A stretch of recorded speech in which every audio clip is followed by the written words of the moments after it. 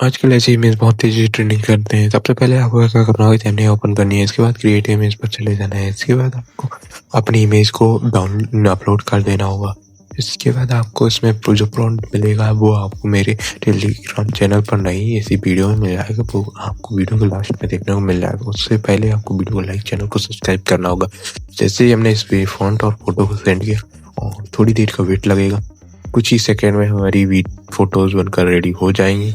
कुछ देर वेट करते हैं तो देख सकते हो हमारे पास कुछ इमेज आ चुका है। एकदम बढ़िया क्वालिटी में हमारी इमेज बनकर रेडी हो चुकी है। तो यार वीडियो को लाइक, चैनल को सब्सक्राइब कर देना और वीडियो को लास्ट में आपको प्रॉम्प्ट देखने को मिल जाएंगे, ठीक है ना। तो आप यहाँ से इसे डाउनलोड भी कर सकते हो, ठीक है ना। और फ्रंट लुक की स्क्रीनशॉट लेना भी शुरू कर दो फटाफट से और चैनल को सब्सक्राइब कर दो। मिलते हैं अगली वीडियो में, बाय।